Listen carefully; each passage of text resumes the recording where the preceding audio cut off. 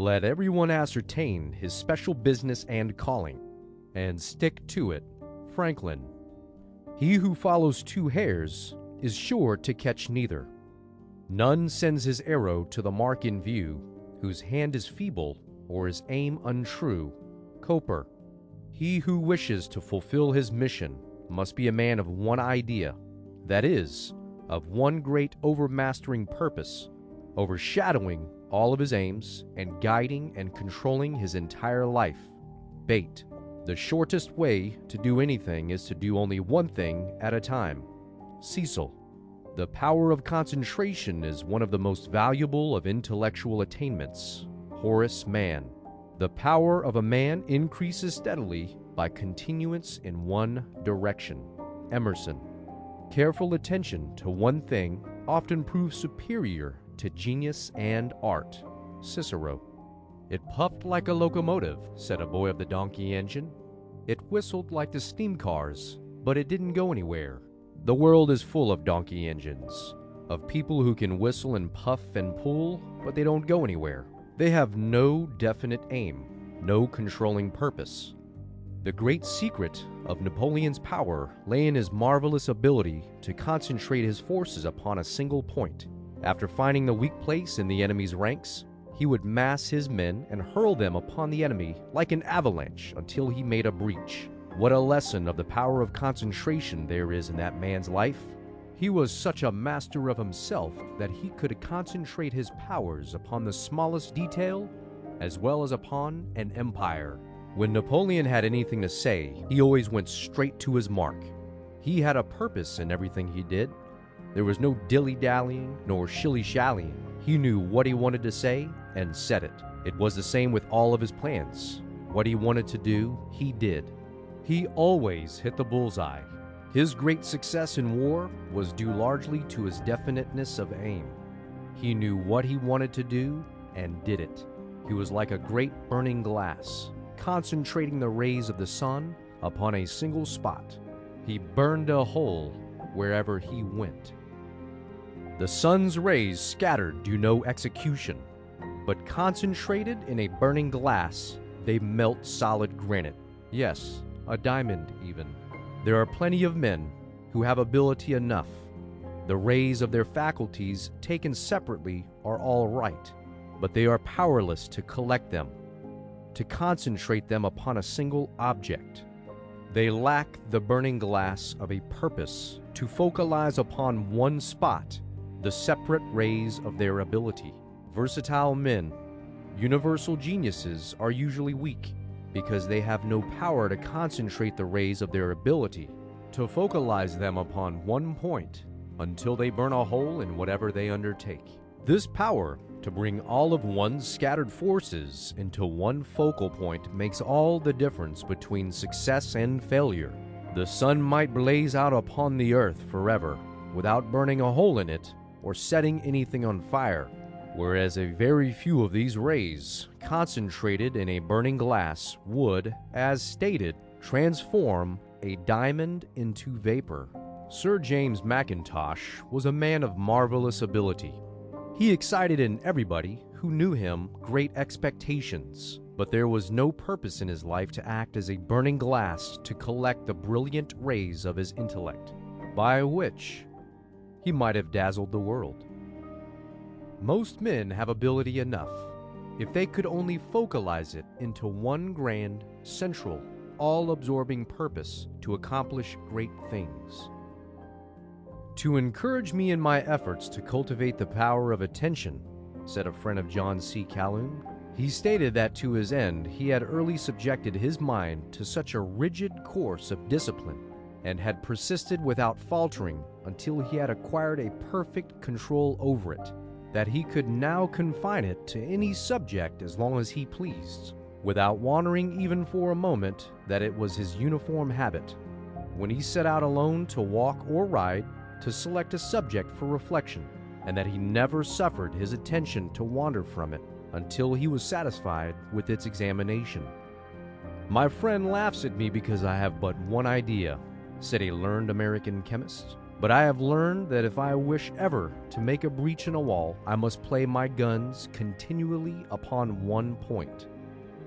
It is his will that has made him what he is, said an intimate friend of Philip D. Armour, the Chicago millionaire. He fixes his eye on something ahead, and no matter what rises upon the right or the left, he never sees it. He goes straight in pursuit of the object ahead and overtakes it at last. He never gives up what he undertakes. While Horace Greeley would devote a column of the New York Tribune to an article, Thurlow Weed would treat the same subject in a few words in the Albany Evening Journal and put the argument into such shape as to carry far more conviction.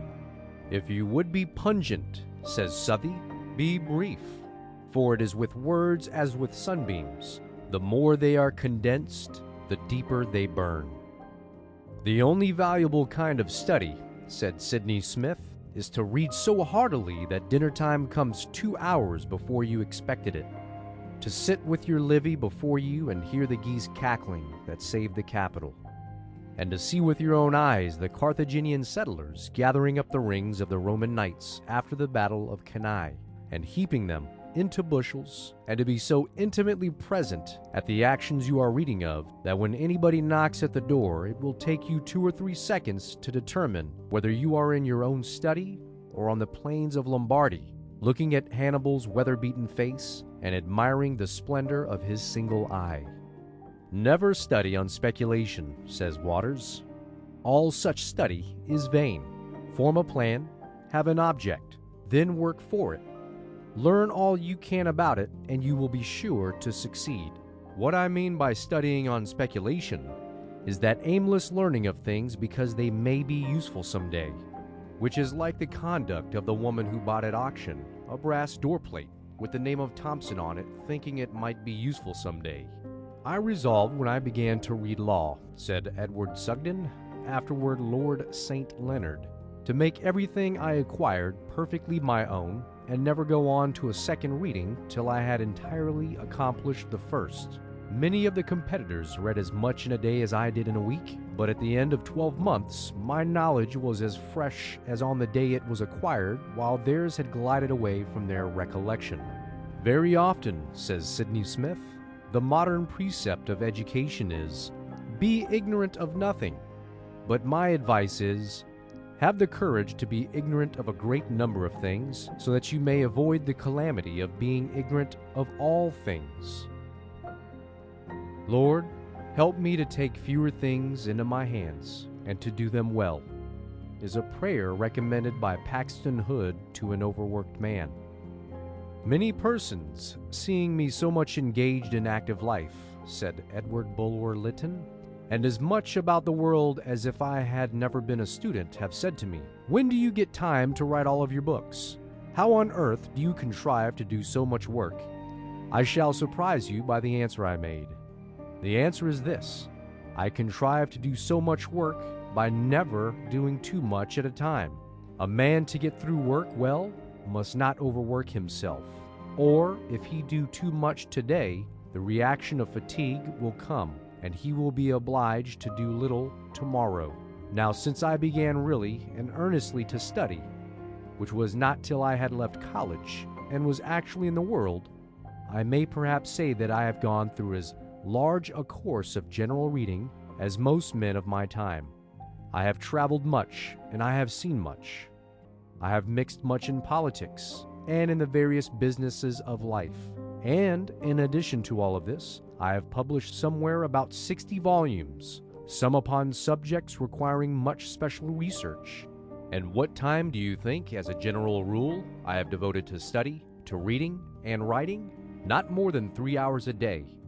And when Parliament is sitting, not always that. But then, during these 3 hours, I have given my whole attention to what I was about. The things that are crowded out of a life are the test of that life. Not what we would like, but what we long for and strive for with all our might we attain. One great cause of failure of young men in business, says Carnegie, is lack of concentration. They are prone to seek outside investments. The cause of many a surprising failure lies in so doing. Every dollar of capital and credit, every business thought should be concentrated upon the one business upon which a man has embarked. He should never scatter his shot. It is a poor business which would not yield better returns for increased capital than any outside investment. No man or set of men or corporation can manage a businessman's capital as well as he can manage it himself. The rule, do not put all your eggs in one basket, does not apply to a man's life work. Put all your eggs in one basket and then watch that basket is the true doctrine, the most valuable rule of all. A man must not only desire to be right, said Beecher, he must be right. You may say, I wish to send this ball so as to kill the lion crouching yonder, ready to spring upon me. My wishes are all right, and I hope Providence will direct the ball. Providence won't. You must do it, and if you do not, you are a dead man. The ruling idea of Milton's life and the key to his mental history is his resolve to produce a great poem.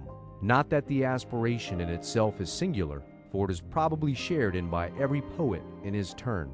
As every clever schoolboy is destined by himself or his friends to become Lord Chancellor, and every private in the French army carries in his haversack the baton of a marshal, so it is a necessary ingredient of the dream of Parnassus that it should embody itself in a form of surpassing brilliance. What distinguishes Milton from the crowd of youthful literary aspirants, au juventa, is his consistency of resolve. He not only nourished through manhood the dream of youth, keeping under the importunate instincts which carry off most ambitions in middle life into the pursuit of place, profit, honor, the thorns which spring up and smother the wheat, but carried out his dream in its integrity in old age. He formed himself for this achievement and no other. Study at home, travel abroad, the arena of political controversy, the public service, the practice of the domestic virtues were so many parts of the schooling which was to make a poet.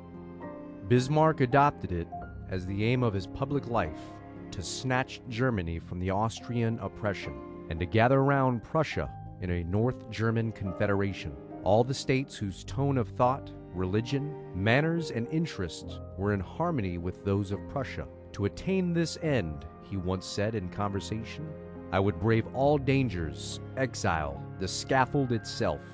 What matter if they hang me, provided the rope with which I am hung binds this new Germany firmly to the Prussian throne. It is related of Greeley that when he was writing his American conflict, he found it necessary to conceal himself somewhere to prevent constant interruptions. He accordingly took a room in the Bible house, where he worked from 10 in the morning till 5 in the afternoon, and then appeared in the sanctum, seemingly as fresh as ever.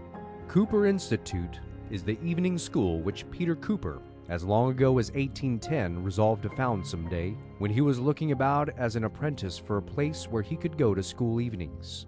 Through all his career in various branches of business, he never lost sight of this object. And as his wealth increased, he was pleased that it brought nearer the realization of his dream. See a great lawyer like Rufus Choate, says Dr. Storrs, in a case where his convictions are strong and his feelings are enlisted. He saw long ago, as he glanced over the box, that 5 of those in it were sympathetic with him. As he went on, he became equally certain of 7. The number now has risen to 10, but 2 are still left whom he feels that he has not persuaded or mastered. Upon them he now concentrates his power, summing up the facts, setting forth anew and more forcibly the principles, urging upon them his view of the case with a more and more intense action of his mind upon theirs, until one only is left, like the blow of a hammer, continually repeated until the iron bar crumbles beneath it. His whole force comes with ceaseless percussion on that one mind till it has yielded, and accepts the conviction on which the pleader's purpose is fixed. Men say afterward, he surpassed himself. It was only because the singleness of his aim gave unity, intensity, and overpowering energy to the mind. The foreman of the jury, however, said Whipple, was a hard-hearted, practical man, a model of business intellect and integrity, but with an incapacity of understanding any intellect or conscience radically differing from his own. Mr. Choate's argument, as far as the facts in the law were concerned, were through in an hour. Still, he went on speaking.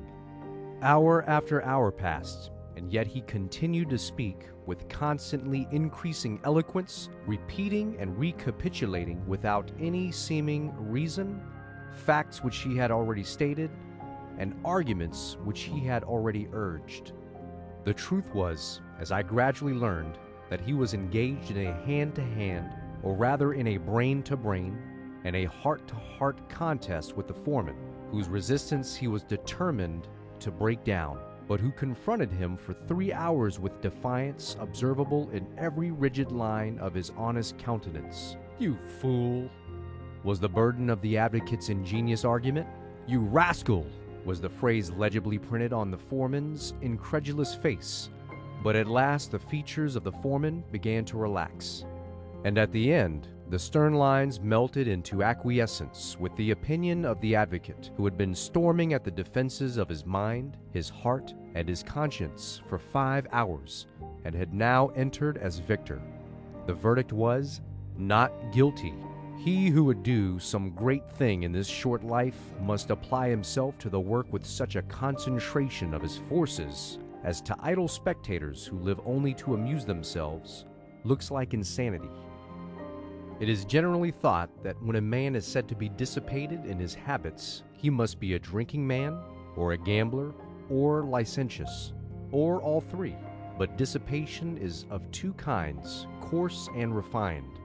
A man can dissipate or scatter all of his mental energies and physical power by indulging in too many respectable diversions, as easily as in habits of a viler nature. Property and its cares make some men dissipated. Too many friends make others. The exactions of society, the balls, parties, receptions, and various entertainments constantly being given and attended by the beau monde, constitutes a most wasting species of dissipation. Others, again, fritter away all their time and strength in political agitations or in controversies and gossip, others in idling with music or some other one of the fine arts, others in feasting or fasting as their dispositions and feelings incline. But the man of concentration of purpose is never a dissipated man in any sense, good or bad. He has no time to devote to useless trifling of any kind, but puts in as many strokes of faithful work as possible toward the attainment of some definite good.